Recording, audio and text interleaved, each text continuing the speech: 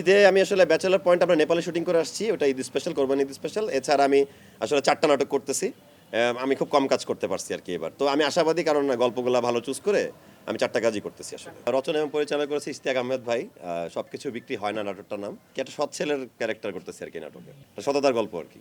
একটা social message থাকতেছে, কারণ আমি চেষ্টা করছি সবসময় একটা নাটকটা আনন্দ দিক, আবার কিছু নাটক করছি আসলে স্পেসিফিকলি সোশ্যাল মেসেজটা পাস করার জন্য। এটাও ওয়ান অফ দ্য রিজন যে এই গল্পটা চুজ করার, যে আসলে সৎ থাকলে জীবনে অনেক স্ট্রাগল হবে, কিন্তু একটা সময় আসলে এটা একটা মানে এটাই থাকা উচিত আর কি।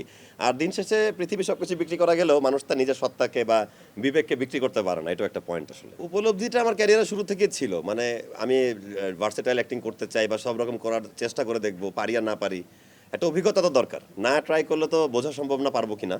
তো আসলে এটা রিসেন্টলি চেঞ্জ করছি তা না, উপলব্ধিটা আগে থেকে ছিল, কিন্তু আসলে সুযোগটা পাওয়া হচ্ছিল না। যখন দুই একটা সুযোগ পেয়েছি তখন আমি কাজে লাগানোর চেষ্টা করেছি, বা আমার অ্যাক্টিংটাকে আমি আমি করার চেষ্টা করেছি। আসলে সামনের দিনেও যদি সুযোগ পাই তাহলে আরও কিছু মানে আমার আমার আমাকে যারা ভালোবাসে তাদেরকে দেখাতে পারবো, সেটাই আমার বিশ্বাস আর কি। আসলে মানুষের কাছে নাটকটা পৌঁছানোর আগ পর্যন্ত আমরা টের পাই না কোন গল্পটা মানুষ পছন্দ করেছে কোনটা করে নাই। এটা আমি 11 বছর ধরে কাজ করে বলতে পারবো না। তবে আমরা যখন কাজ করি আমরা মন থেকে করি, তো এটা যেহেতু সুন্দর গল্প, আমরা সুন্দর করে শুটিং করে যাচ্ছি, আশা করি মানুষের ভালো লাগবে। তবে আমি বলতে পারি না যে এটা আসলে কতটুকু আলোড়ন সৃষ্টি করবে আর কি। ভিন্ন কিছু বলতে এখানে আসলে কমেডিটার চেয়ে সোশ্যাল মেসেজটাই বেশি পাবে আমার কাছে।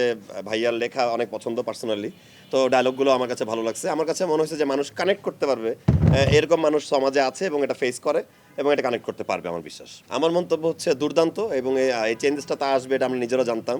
একটা সব একই গল্পে তো সবসময় আটকায় থাকে না, সময়ের সাথে সাথে মানুষের রুচি চেঞ্জ হয়, গল্পের ডাইমেনশন চেঞ্জ হয়।